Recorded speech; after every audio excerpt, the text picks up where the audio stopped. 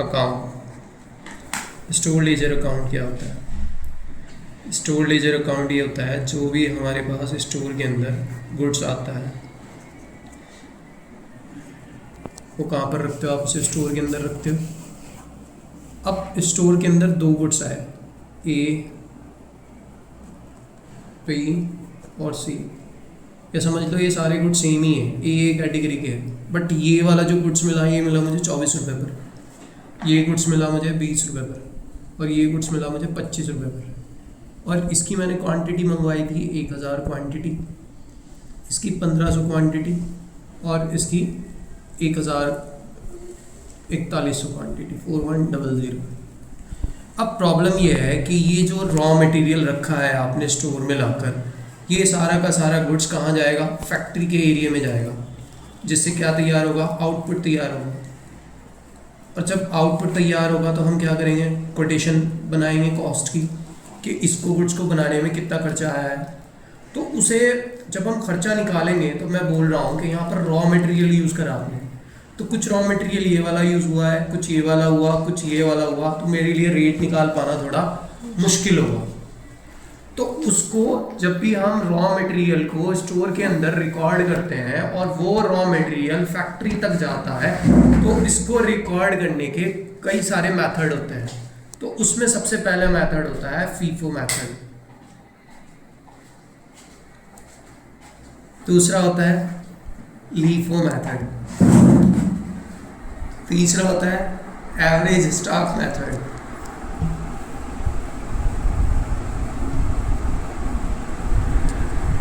तो सबसे पहले फीफो की बात करते हैं। फीफो किसे कहते हैं?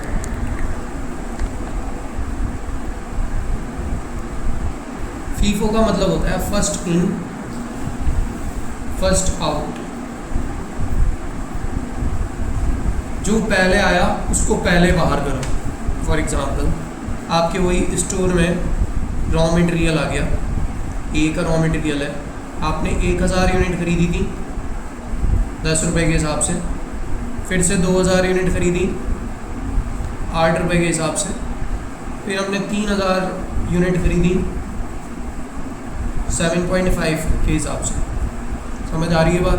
ये पर यूनिट है, एक यूनिट को खरीदने के 10 रुपये लग रहे हैं, एक यूनिट को खरीदने के 8 रुपये लग रहे हैं, और ये खरीदी 7.5 रुपये पर यूनिट। ऐसा क्यों हो रहा है कि जब भी मैं रॉ मटेरियल खरीद रहा हूँ सबके रेट अलग अलग हैं? ऐसा तो हो सकता है कि आपने ये जो गुड्स खरीदा है ये ABC कंपनी से खरीद लिया तो वो मुझे 10 रुपये में पड़ गया, मैंने PQR से खरीदा तो मुझे 8 रुपये में पड़ गया, ये STU क्या कंपनी से खरीदा तो 7.5 रुपये पड़ गया। एक तो कंडीशन ये हो सकती है, प्लस ऐसा भी हो सकता है कि आपने 1000 क्वांटिटी कम खरीदी थी तो रेट ज़्यादा लगे, थोड़ी ज़्यादा खरीद ली थोड़े और कम रेट हो गए, थोड़ी और ज़्यादा क्वांटिटी खरीद ली और रेट कम हो गए। तो सबके रेट अलग अलग है कि नहीं? तो अब मुझे क्या करना है, जब भी मैं इसे फैक्ट्री के अंदर लेकर जाऊंगा तो कौन सा रॉ मटेरियल लेकर जाऊं सबसे पहले?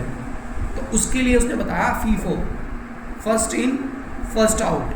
जो सबसे पहले रॉ मटेरियल आया तो फैक्ट्री में सबसे पहले कौन सा जाएगा? वो जाएगा, उसे बोलते हैं फीफो मेथड। दोबारा कौन सा रॉ मटेरियल आया 2000 का, फिर ये जाएगा, फिर दोबारा में कौन सा आया 3000 का, तो ये जाएगा। तो इस मेथड को हम बोलते हैं फीफो मेथड। ऐसे ही एक और मेथड होता है जिसका नाम है LIFO method, last in first out. जो सबसे लास्ट में आया उसको पहले बाहर करो। सबसे लास्ट में कौन सा आया था 3000, तो 3000 इंटू 7.5 के हिसाब से सबसे पहले ये जाएगा बाहर, फिर 2000 इंटू 8 के हिसाब से, और फिर 1000 इंटू 10 के हिसाब से। तो अब इसको रिकॉर्ड कैसे करना है उसके लिए हम सीख रहे हैं स्टोर लेजर अकाउंट। इसको रिकॉर्ड कैसे करना है वो कौन सिखा रहा है हमें? Store ledger account. चलो शुरू करते हैं। इसका फॉर्मेट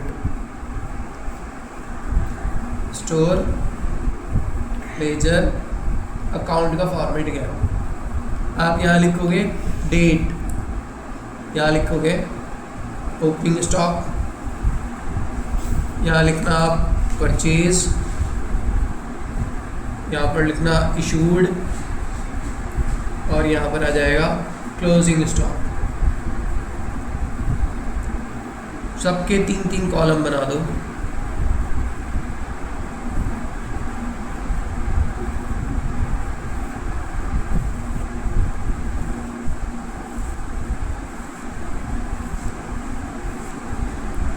ये आता है आपका क्वांटिटी, ये आता है रेट और ये आता है अमाउंट। ये भी क्वांटिटी, रेट और अमाउंट।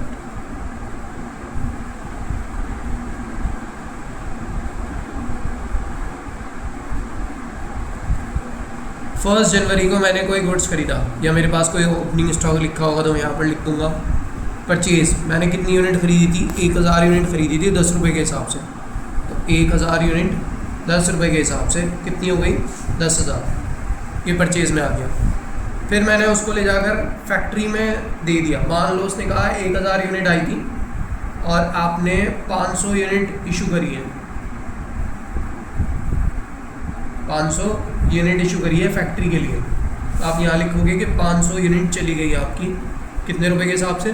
10 रुपये के हिसाब से। तो कितना हो गया? 5000। बची कितनी?